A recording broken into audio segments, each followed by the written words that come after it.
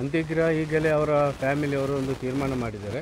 ಇಲ್ಲಿ post mortem ಆದ ಮೇಲೆ ಇಲ್ಲಿಯೇ ಸ್ನಾನ ಮಾಡಿಸಿ ಮತ್ತು ಅವರ ಒಂದು 9th ಬ್ಲಾಕ್ನಲ್ಲಿ ಅವರ ಮನೆಗೆ ಹೋಗಿ ಮತ್ತು ಅವರ ಧಾರವಾಡ ಮನೆ ಅವರ ಫ್ಯಾಮಿಲಿ ಮನೆ ಇದೆ ಕೂಳೂರು, ಅಲ್ಲಿ ಕೊಂಡೋಗಿ 1-1:30 ಗಂಟೆಗೆ ಅವರಲ್ಲಿ ದಫನ್ ಮಾಡುವಂಥ ಕಾರ್ಯ ಮಾಡ್ತಾಯಿದ್ದಾರೆ.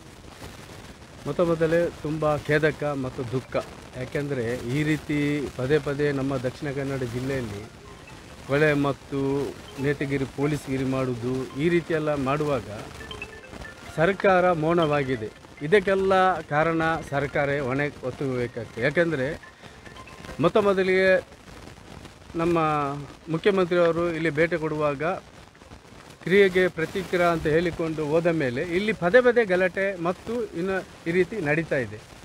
ಇದಕ್ಕೆ ಖಂಡಿತವಾಗಿ ಕಡಿವಾಣ ಹಾಕಲೇಬೇಕು. ಯಾಕೆಂದರೆ ನೋಡಿ, ಬಡವರು ಅವರದೊಬ್ಬ ಅಂಗಡಿಯಲ್ಲಿ ದುಡಿಯುವಂಥ ವ್ಯಕ್ತಿ, ಯಾವುದೇ ಚಟುವಟಿಕೆಯಲ್ಲಿ ಕೂಡ ಭಾಗವಹಿಸುವಂಥ ವ್ಯಕ್ತಿ ಅಲ್ಲ. ಈ ರೀತಿ ಆಗಿದ್ದಾದರೆ ಇಲ್ಲಿಯ ಪೊಲೀಸ್ ವ್ಯವಸ್ಥೆ ಏನು ಮಾಡ್ತಾಯಿದೆ, ಇಂಟೆಲಿಜೆಂಟ್ ಏನು ಮಾಡ್ತಾಯಿದೆ ಜನರಿಗೆ ನೋಡಿ, ಸರ್ಕಾರಕ್ಕೆ ಅಭಿವೃದ್ಧಿ ಮಾಡಿ ಕೆಲಸ ಮಾಡಿಕೊಂಡು ಓಟ್ ಪಡ್ಕೊಳ್ಳಿ, ರಾಜ್ಯಕ್ಕೆಗೋಸ್ಕರ ಇನ್ನೊಬ್ಬರ ಬಲಿಗೊಂಡು ಕೊಲೆ ಮಾಡಿಕೊಂಡು ಕಮ್ಯುನಲ್ ಮಾಡುವಂಥ ಉದ್ದೇಶ ಇಟ್ಟುಕೊಂಡು ಖಂಡಿತ ಇದು ತಪ್ಪು. ಜನರು ಇದಕ್ಕೆ ನಾನು ಹೇಳ್ತಾ ಇದ್ದೇನೆ, ಜನರು ಬುದ್ಧಿ ಕಲಿಸ್ತಾ ಕೊಡ್ತಾ ಇದ್ದಾರೆ. ಯಾಕೆಂದರೆ ಜನರು ನೋಡ್ತಾ ಇದ್ದಾರೆ, ತಮ್ಮ ನಾಟಕ ಆಟ ಎಲ್ಲ ನೋಡ್ತಾ ಇದ್ದಾರೆ. ಪ್ರತಿಯೊಬ್ಬರು ಒಂದೊಂದು ಹೇಳಿಕೆ ಕೊಡ್ತಾ ಇದ್ದಾರೆ. ನಾವು ತಲೆ ಕಡಿಸ್ತೇವೆ, ಆ ಕಾಲು ಕಡಿತೇವೆ ಅಂತ ಹೇಳಿಕೊಂಡು ಈ ರೀತಿ ಒಂದು ಹೇಳಿಕೆ ಕೊಡ್ತಾ ಇದ್ದಾರೆ. ಇದಕ್ಕೆ ಯಾವುದು ಕೂಡ ಕ್ರಮ ಕೈಗೊಳ್ತಾ ಇಲ್ಲ. ಒಬ್ಬ ವ್ಯಕ್ತಿ ಬಸ್ಸಲ್ಲಿ ಹೋಗೋ ಏನಾದರೂ ಬ್ಯಾಗ್ ಹೊಡೆದು ಹೆಲ್ಪ್ ಮಾಡಿದರೆ ಹುಡುಗಿಯನ್ನು ಮುಂದೆ ತಂದು ಅದರ ಮೇಲೆ ಕೇಸ್ ಹಾಕಿಕೊಂಡು ಹೊಡಿತಾ ಇದ್ದಾರೆ. ಏನು ಪೊಲೀಸವರು ಇಲ್ವಾ, ಕೇಳುವವರು ಇಲ್ವಾ?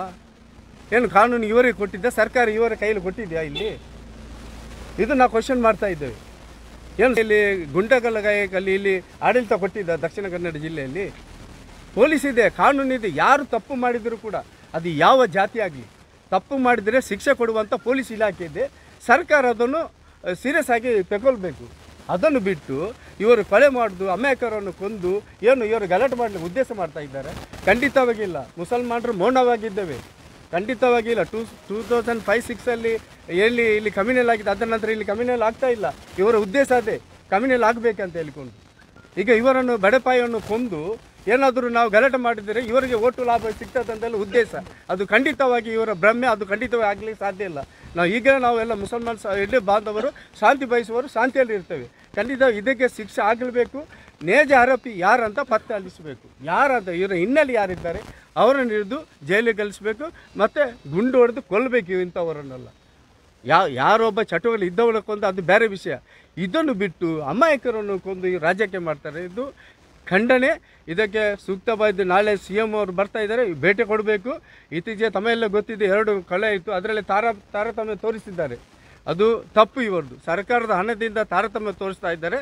ಇದಕ್ಕೆ ಸೂಕ್ತವಾದ ಪರಿಹಾರ, ಸೂಕ್ತವಾದ ಕಾನೂನು ರೀತಿಯಲ್ಲಿ ತನಿಖೆ ಮಾಡಬೇಕಂತ ಒತ್ತಾಯ ಮಾಡ್ತಾ ಇದ್ದೇನೆ.